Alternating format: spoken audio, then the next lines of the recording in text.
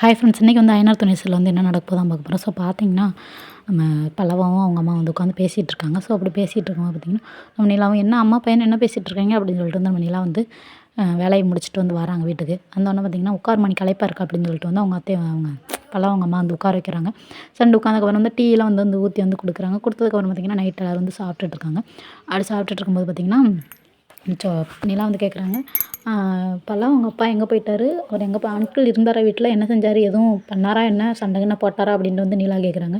இல்லைம்மா, அவர் காலையில் நீங்கள் கிளம்பும்போது அவர் கிளம்புனவர் தான், அவர் இன்னும் வீடு வந்து சேரவே இல்லை அப்படின்ற மாதிரி வந்து நம்ம நிலா கிட்ட வந்து நம்ம பல்லவ அவங்க அம்மா வந்து சொல்கிறாங்க. சொன்னோன்னே பார்த்தீங்கன்னா, என்ன நடக்குது? நம்ம சோழனும் நம்ம பாண்டியனும் பேசிக்கிறாங்க. நம்ம சோழன் வாய் சும்மாவே இருக்காது இல்லையா? அதனால் அவர் வந்து கிரிஞ்சா சும்மா ஜாலியாக வந்து என்னமோ பேசிகிட்டு இருக்காரு. என்ன பேசுகிறாரு அப்படின்னு பார்த்தீங்கன்னா, 2 பேரும் ரொம்ப நாள் கழிச்சு மீட் பண்ணியிருக்காங்க.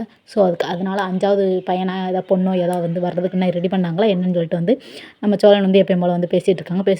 மெதுவாக பேசுடா அப்படின்னு சொல்லிட்டு வந்து கேட்குறாங்க. உடனே பல்லவ அவங்க அம்மா வந்து கேட்குறாங்க, என்ன 2 பேரும் குசு குசுன்னு பேசிகிட்டு இருக்கீங்க?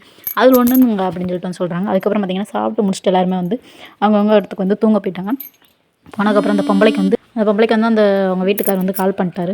அந்த ஹிந்திக்கார ஆள், அந்த ஆளும் வந்து கால் பண்ணி உடனே, என்னடி என்ன செஞ்சிட்ருக்க? உன் குடும்பத்தோட நல்லா அட்டாச் ஆகிட்டு போல அப்படின்ற மாதிரி பேசிகிட்டு இருக்காரு. சரி, பணத்துக்கு என்ன செஞ்சுக்கிட்டு இருக்க அப்படின்ற மாதிரி கேட்குறாரு. கேட்டோன்னே, பொரியா நான் இப்போ உடனே நேத்தாண்டே வந்திருக்கேன், இனிமேல் தான் என் பணத்துக்கெல்லாம் ரெடி பண்ணணும் அப்படின்ற மாதிரி வந்து சொல்கிறாங்க. அது நிலா நம்ம வந்து ரூமில் இருந்து வந்து கேட்டுட்டு இருக்காங்க. இவங்க வந்து என்ன பேசுகிறாங்க, ஆனால் யார்கிட்ட பேசிகிட்டு இருக்காங்க மட்டும் தான் புரியுது. ஆனால் நிலாவுக்கு வந்து தெளிவாக வந்து கேட்கல.